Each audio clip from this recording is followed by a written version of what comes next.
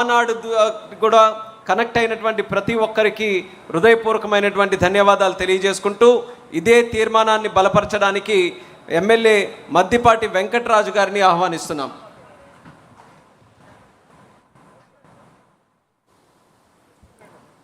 నాకు దైవ సమానులు జాతీయ అధ్యక్షులు శ్రీ నారా చంద్రబాబు నాయుడు గారికి పాదాభివందనాలు తెలియజేసుకుంటూ, నన్ను నిత్యం ప్రోత్సహిస్తున్న లోకేష్ అన్నకి ప్రత్యేక ధన్యవాదాలు తెలియజేసుకుంటూ, వేదిక మీద ఉన్న ప్రపంచవ్యాప్తంగా వీక్షిస్తున్న అందరికీ కూడా పేరు పేరున ధన్యవాదాలు, నమస్కారాలు.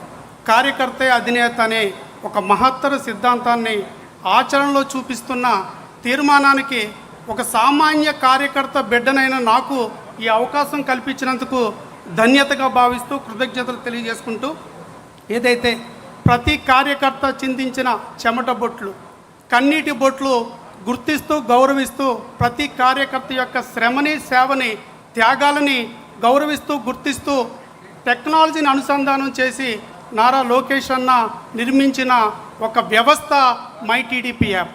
ఈ యాప్ ద్వారా అనేక మంది కార్యకర్తలు క్షేత్రస్థాయిలో పనిచేస్తున్న, శ్రమిస్తున్న కార్యకర్తలను గుర్తించడం, అంటే cadre to leader, leader to cadre, అంటే క్షేత్రస్థాయిలో కార్యకర్తలకి అధినేత నుంచి సమాచారాన్ని, సందేశాన్ని స్పష్టంగా తెలియజేయడం, అదేవిధంగా క్షేత్రస్థాయిలో చేస్తున్న కార్యకర్తల యొక్క ఆలోచనల్ని, అభిప్రాయాలని, వాళ్ళ యొక్క సందేశాన్ని కూడా లీడర్కి చేరవేయడం, ఒక బలమైన అపాయింట్మెంట్ ఇప్పించారనమాట. అది నా కోసం కాదు, నేను ఒక సామాన్య కార్యకర్తగా ఉండి నేను ఇంకొక కార్యకర్తకి, అంటే నాయి బ్రాహ్మణ కుటుంబం ఆర్థిక పరంగా ఇబ్బందుల్లో ఉంటే ఆ కుటుంబానికి 50,000 రూపాయలు చంద్రబాబు నాయుడు గారి ద్వారాగా ఇప్పించగలిగాను. కాబట్టి ఏంటంటే ఇక్కడ కార్యకర్త అనే వ్యక్తి తలుచుకుంటే సామాన్య కార్యకర్త అయినా కూడా అధినేతను కలుసుకోవటానికి మనకి ఎటువంటి ఇబ్బందులు ఉండవు. దానికి ప్రత్యక్ష ఉదాహరణ నేనే.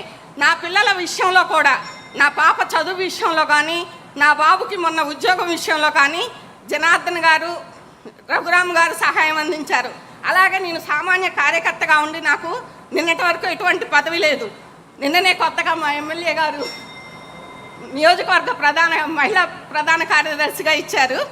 అయితే నేను ఏ టైంలో వెళ్ళినా కూడా